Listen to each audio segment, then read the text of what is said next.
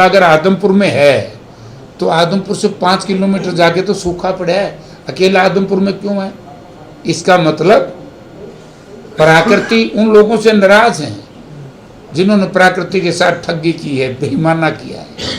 प्राकृतिक आपदा कैसे है? ये तो आदमियों के द्वारा सरकार की मिसमैनेजमेंट, अव्यवस्था की वजह से, और जेजेपी बीजेपी नेता जनप्रतिनिधि, क्योंकि दोनों तो बीजेपी के हो गए, एमएलए भी एमपी भी, उनकी लापरवाही की वजह से यहाँ आपदा नहीं है। ये मैन मेड है, गवर्नमेंट मेड है, गवर्नमेंट मेड है। वरना आप ये देखिए, बारिश तो हुई नहीं, बारिश है कहाँ?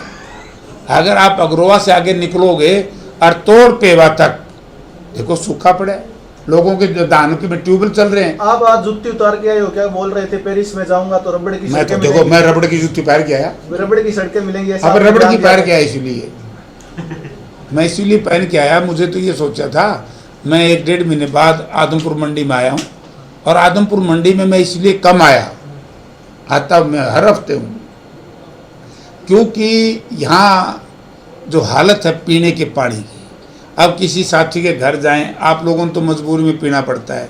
बोए पेड़ बबूल के आम कहाँ से हो, किक्कर बोधी आम कितना लगेगा, बेटा हमने तो गंदा पानी पीना पड़ेगा, हम थारे साथ क्यों मरा? मंडी आदमपुर की जनता ने पिछले कुछ समय में पोस्टर जारी किए थे, आइए पेरिस में आपका स्वागत है और यहाँ कुछ देर रहकर मुस्कुराइए, क्या कहना चाहोगे? मैं तो ठीक कह रहा हूँ, बुला लो उनने, पेरिस बनानी बुला लो। मैं तो यूँ कहना रहा था, भाई पेरिस पूरी तो मेरे पे बनती नहीं, लेकिन इन नकम्मे लोगों से मैं चुन करके जाऊंगा तो मैं ज़्यादा काम सत्ताधारी दल से विपक्ष में रह करके ज़्यादा काम करा दूंगा, और मैंने करा के दिखाए हैं। जब मैं कलायत से एमएलए था, तो जब भी ये बीजेपी की सरकार थी, हमने वहाँ ग्रांटें भी हम ले आए हैं, हमने वहाँ सड़कें भी बनवाई हैं, कॉलेज भी बनवाया है। जब आप वाला तो जो उस वक्त का जनप्रतिनिधि था, वो तो सांसें नहीं पड़ता असेंबली पार्लियामेंट। ये 350 करोड़ की विकास कार्य की बात चल रही है, कोई 500 कहते हैं पंडित जी, कोई 350 कहते हैं, हम तो नहीं बेरा पड़ता। सीसवाड़ में 160 बता था समर्थन।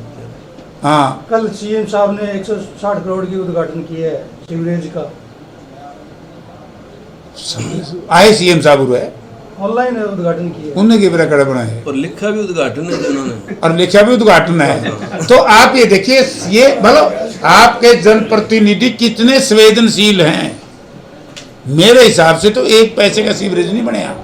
अगर सीवरेज बनता तो आप लोगों के, आप एक ईमानदारी से बताइए, आप पत्रकार साथी के साथ, क्या आप लोगों के घरों में रिश्तेदारों का, दोस्तों का आना जाना कम है कि नहीं 8 महीने से? क्यों है? क्योंकि जहाँ सीवरेज और पीने का पानी भी मिक्स होके आएगा तो लोग सोच रहे क्यों मरो, इन्हें तो बेचारे ने मरना है।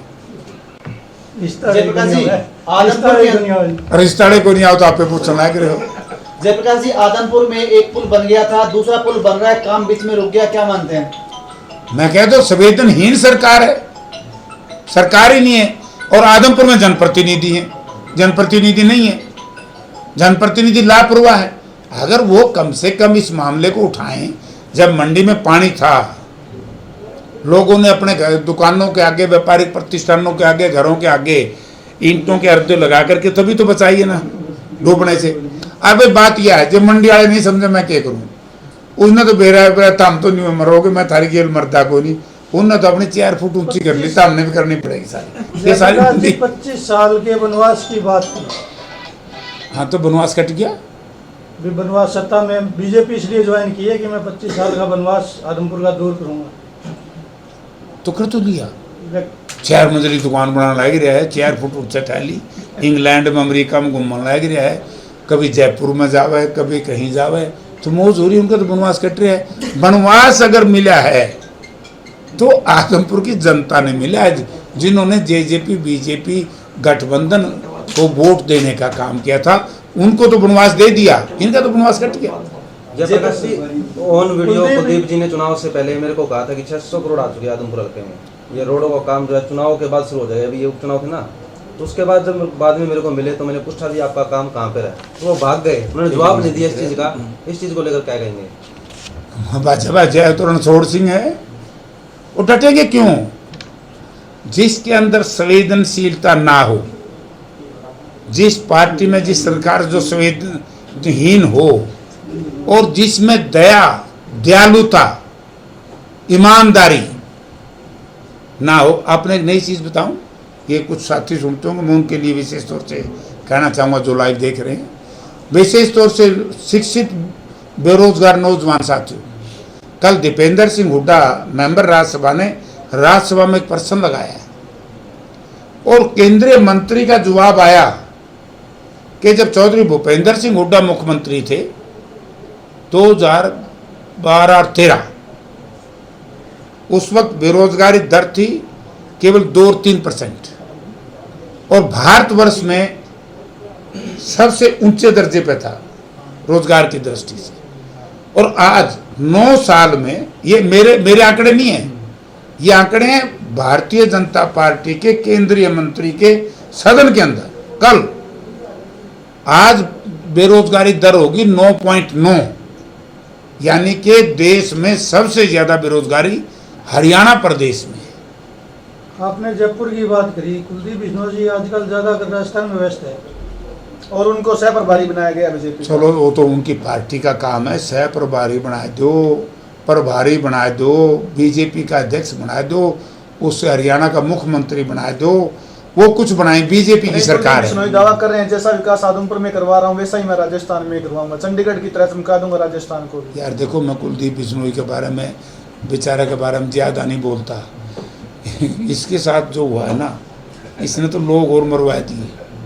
वैसे तो जो भी साथी बीजेपी में गए थे ना, कांग्रेस छोड़ गए, सब के लिए माड़ी हो रही है, लेकिन उनमें सबसे ज़्यादा अच्छा इसके साथ हुआ, ये इसने जो लोगों के साथ धोखा किया, अपने केसेस को ठीक कराने के लिए, अपने परिवार की व्यवस्था सुधारने के लिए, अपने परिवार के लालन पालन के लिए। मैं एक प्रश्न पूछना चाहता हूं, जो बीजेपी के भाई हैं, जिन्होंने बीजेपी के पक्ष में वोट दिया है, कि इस इलाके में कोई रोजगार हुआ, इस इलाके में डेवलपमेंट है तो कहाँ है? तो लोगों ने पूछना चाहिए, भैया तू कह रहे इतना पैसा लेके आए तो पैसा कहाँ है? और विशेष तौर से जो दुर्दशा आदमपुर मंडी, आदमपुर गांव, कोड़ी, खैरमपुर और ये सदलपुर की उर्ली तरफ आ जाती है, इनकी तो बहुत ही बुरी हालत है। तो लोगों ने प्रश्न पूछना चाहिए। आप प्रश्न तो मुझसे कर रहे हो, ये प्रश्न तो पंडित जी उस पर पूछो रहे, इनको भले आदमी 9 साल में क्या कर रहा है। देखो, कांग्रेस में था ऐसे चलता था, 25 आदमियों में बैठता था। आज बीजेपी का भला हो, जिसकी जितना बर्थ है, जितनी जिसकी हैसियत है, कांग्रेस पहचानने में देरी कर गई, बीजेपी ने पहचान ली। अंतिम पंक्ति का अंतिम व्यक्ति। कांग्रेस में तो सर मुख्यमंत्री के दावेदार थे और बीजेपी के अंदर मंत्री पद के लिए लड़ रहे हैं कि मंत्री पद दो। लड़ नहीं रहे, हाथ जोड़ रहे कि मुझ पर दया कर लो, मेरे बेटे को मंत्री बना दो। इसलिए मैंने ये जनता के साथ पाप किया था। मैंने अपना वोट जो कांग्रेस पार्टी के नाम से जो एमएलए बना था, लोगों के स्वाभिमान को, लोगों की गैरत को, इंसानियत को ख़त्म कर दिया।